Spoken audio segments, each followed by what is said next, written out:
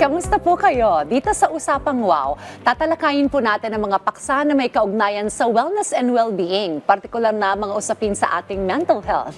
Makakasama po natin muli ang multi-awarded life coach ng bayan na si Coach Mike. Good morning, Coach Mike. Magandang umaga, Dayan. At sa mga ating mga ka-RSP, tuwing Biyernes, it's all about life and wellness. Dagdag kaalaman para sarili ay mas maalagaan. Ako po si Coach Mike Celis.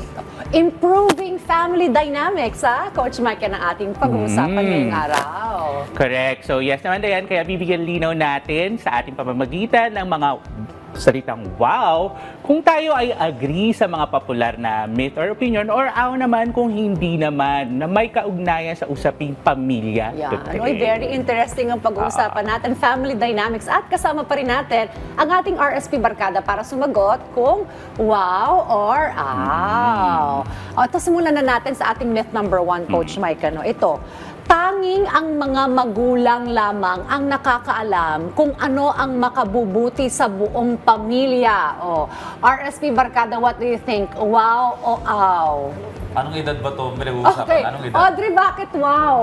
Anong edad ba pinag-uusapan? Mga Of course, magulang. kapag masyado pang mga bata yung mga anak, well, talagang magulang dapat ang nasusunod. Pero kapag may isip na sila, like mga late, mga teenager na, may pwede na rin silang magsabi ng kanilang mga salita. Tama Ako nga naniniwala ako na both sides ay pag nagkwentuhan, may mga storya, natututo sa bawat isa at pwede maging desisyon ng pamilya. Same with Fipi, no? Walang monopolyo ng tamang idea, lalo na sa pamilya at nadadaan yan sa Sino si pag-uusap. Fifi?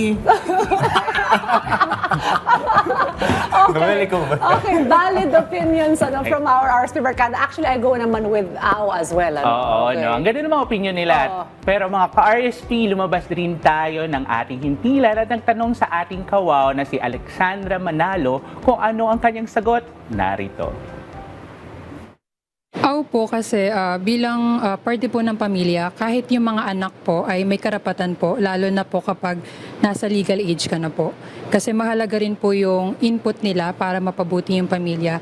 And dapat lahat po sumusuporta po sa isa't isa. Ayan, tama nga naman. Pero I would like to go back kay Audrey kasi nga naman kung bata, magulang muna. Pero pag legal age or medyo teenager na, pwede na rin talaga Oo, magsalita. totoo naman. So, Yes. dapat tatandaan muna natin, Dayan, no? Everyone in the family deserves to be heard.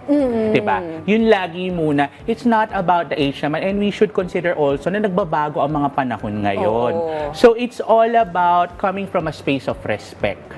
Diba? Kung paano mo sasabihin. And may mga bagay din naman ang mga tao, lalo na mga magulang, matututunan sa mga anak nila and vice versa. Correct, oo. So, yun. Kasi minsan naman yung mga bata hesitant naman magsabi. Kasi baka mamaya maboljak, mapagalitan kapag kasumagot. Relate tayo dyan. Oo. So ano yung magandang way, if they are to suggest something about in the family? Siguro dapat, Dayan, lagi ilalatag muna natin. Ano muna yung pinag-uusapan natin? Ano yung objective? Ano ba yung intention? Okay. Para makuha naman ng magulang na kapag nag-reason out, di ba, hindi naman siya atake.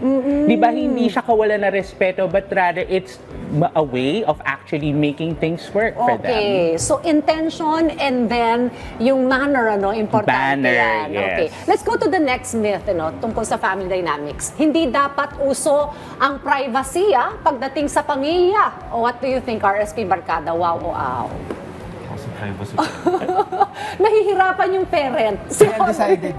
Okay, so medyo, wow ulit si Audrey, the two are aw. I actually would go with aw as well, Kasi, Ako rin. Pero tingnan muna natin, narito naman ang sagot ng ating kawaw na si Maika Guevara. For me, aw siya kasi kahit anong age naman, deserve pa rin nila and may karapatan sila for privacy. Okay. Audrey, bakit ka nag-wow? Kasi isa siyang parent Oo, tatlo ang anak nito ni Audrey. Audrey, bakit wow? Well, bilang ang mga anak ko ay mga babae, may certain age na gusto ko alam ko lahat ng kanilang activities, kung sino yung kanilang kinakausap at kung ano yung kanilang ginagawa. Pero kapag dumating naman na yung edad na I think na kaya na nilang magdesisyon na hindi sila mapapahamak, pwede na silang magkaroon ng privacy, syempre. Pero kapag too young, kaya lagi kong tanong sa inyo, anong age ba yung pinag-uusapan natin dito?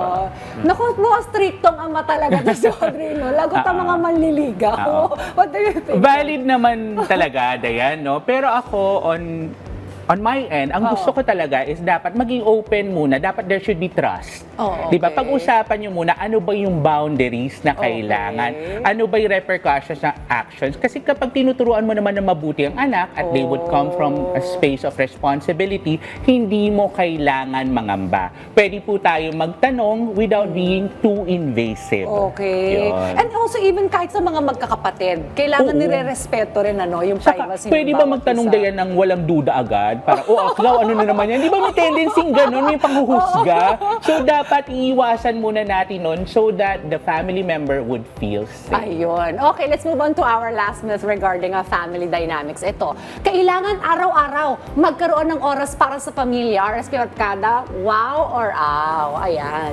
All of us are in unison, wow. Kailangan laging may oras sa pamilya. Araw-araw. Wow na wow. Yes.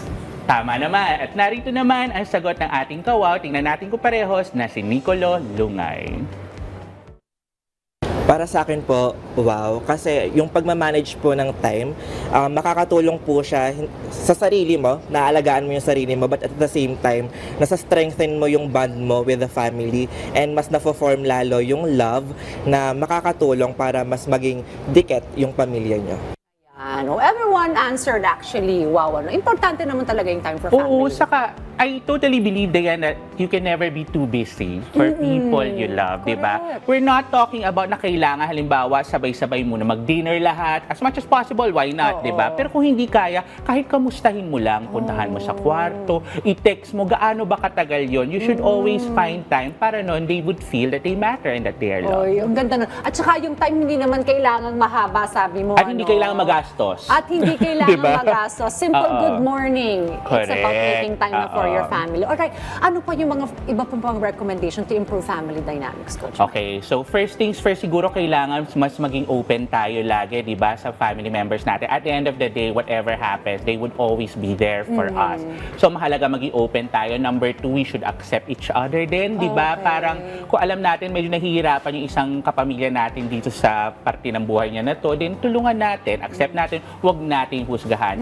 And number 3, when things go wrong, as they always will, di ba? Dapat always remember to come from a space of love because with that, you can never go wrong. Uy, ang ganda na yung mga recommendations na yun. At maraming salamat again, multi-awarded life coach ng bayan si Coach Thank Mike you. Celis sa inyo pong mga advice rin para ma-improve ang family dynamics. Lagi po nating tatandaan na gawin po nating wow ang ating buhay at pag may aw, huwag baliwalain dahil our wellness and well-being, especially our mental health matter.